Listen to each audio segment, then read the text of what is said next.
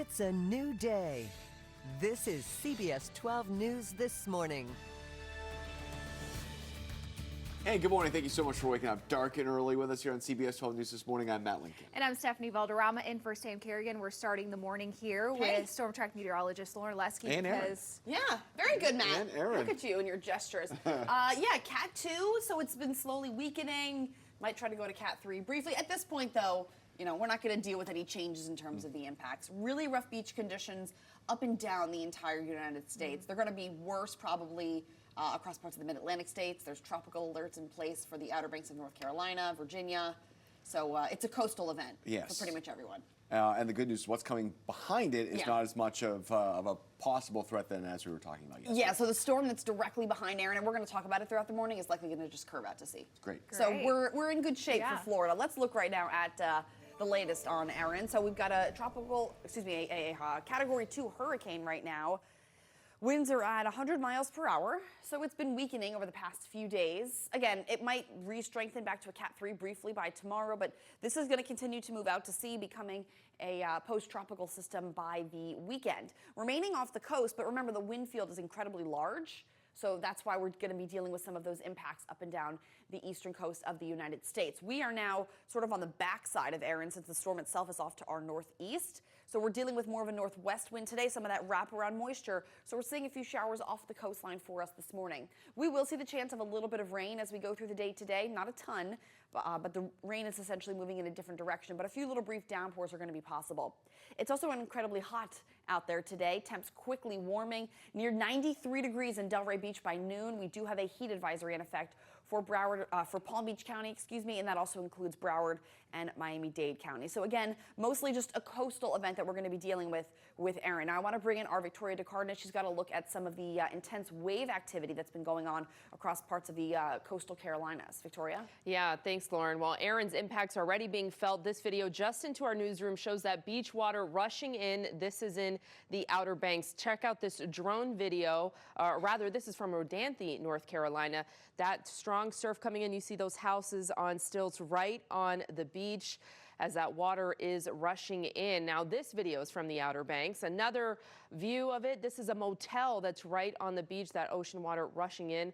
All this as they prep for the storm. This isn't even the storm as of yet. And like Lauren said, all week, they should start feeling those impacts today. And then this 96-year-old motel owner says she's not leaving.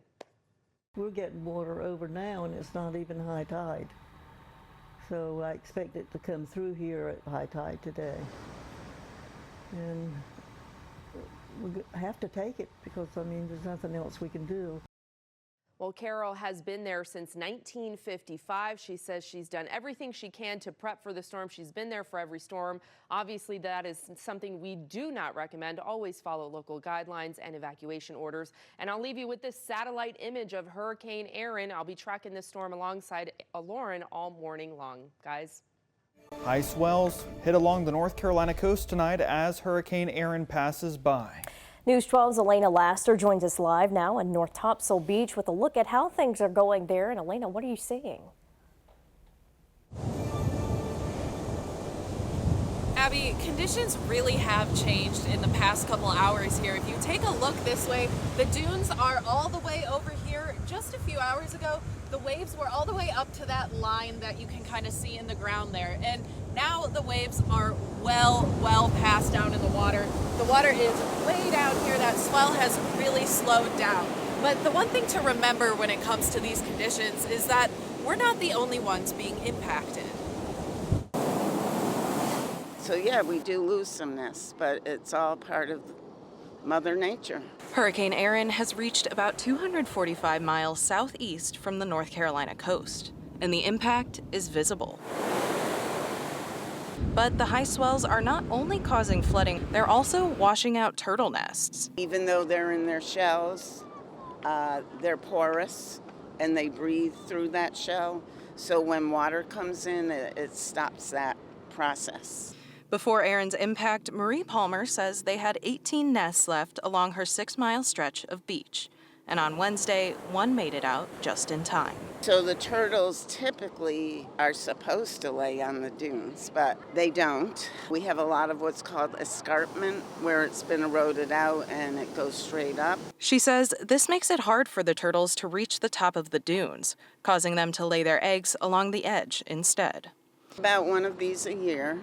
Even if we're not directly getting hit, it's the high tides that are a problem. The dunes have held steady throughout the afternoon, keeping water off the road, but the swell brings that water right up to the edge. Palmer says if you find a nest in distress, you should leave it alone and give them a call. Please call us. We always come out. As she said, it's really important to leave those turtle nests alone, but you can take a look behind me here and see that we've made it back to the waves. Like I said earlier today, these swells were all the way up to the dunes, and now the dunes aren't even in my line of sight because of how dark it is. But if you come across a turtle nest and need to give Topsail Turtle Patrol a call, you can find that phone number on our website.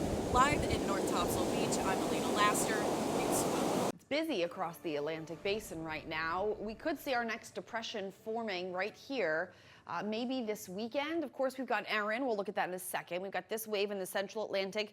This now going to be curving and essentially moving north. The high pressure ridge breaking down, weakening a bit, allowing that to happen. So that is no threat to us. And then this area here, about a 40% chance of development through the next 2 to 7 days. This actually might become a short-lived depression, maybe also this weekend. But as it continues west, it's going to run into an area really unfavorable for further development. High wind shear, dry air, so nothing that we would need to be concerned with. So as of right now, there are no tropical threats to us in Florida. Erin is a Category 2 hurricane with winds at 105 miles per hour. It will continue to quickly move off towards the north-northeast. Right now, it's moving at 17 miles per hour. It is following essentially and moving parallel to the coastline of the United States, but because its wind field is incredibly large, it is still bringing impacts to the coastline. Tropical storm warnings are still in effect right now from the coast of central North Carolina all the way up towards the central coast there of New Jersey. Really rough beach conditions have been going on up and down the eastern United States, and that'll continue for the next couple of days. So remember, Erin peaked at a Category 5. The next name on our list is Fernand and then Gabrielle. Hurricane season, as we know, runs until November 30th. The peak day of hurricane season is right around September 10th. This is mid-August right here, which is where we are. So mid-August to mid-October is the busiest time of hurricane season. We are